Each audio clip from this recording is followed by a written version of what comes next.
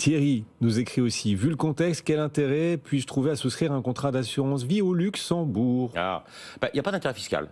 Donc, tout d'abord, le Luxembourg, comme l'ensemble des 26 États de l'Union, dans le cadre de la libre prestation de services, on peut aller chercher un contrat qui est émis par un établissement, en l'occurrence une compagnie d'assurance, qui est établi sur un territoire autre que la France. Donc, on a le droit d'aller au Luxembourg. Il n'y a strictement aucun intérêt fiscal.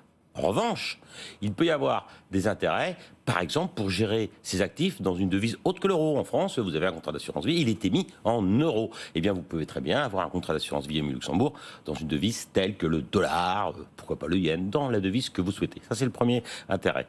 Le deuxième intérêt, c'est de distinguer la compagnie d'assurance du dépositaire et du gérant.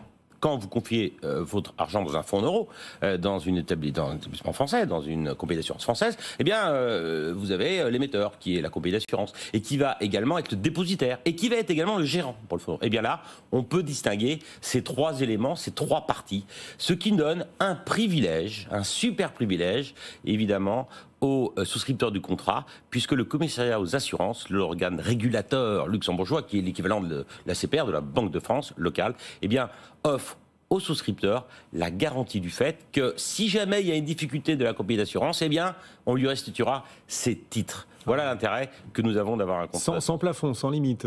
Parce qu'en France, il y a une limite à 70. Alors pour le fonds euro, pour le coup, à 70 000. Là-bas, au Luxembourg, il n'y a pas de plafond. Il n'y a pas de limite parce qu'il n'y a pas une garantie du montant. Il y a une garantie de la restitution des titres, puisque les dépositaires eh bien, sont un compte qui est ségrégé, qui est distinct de celui de la compagnie d'assurance émettrice. Mais attention, donc ça ne veut pas dire qu'il y a une garantie de la valorisation des actifs qui sous-tendent le contrat. Donc toujours de la prudence dans les investissements qu'on réalise, y compris au sein de véhicules luxembourgeois. Antoine, prudence, on a dit prudence dans vos investissements.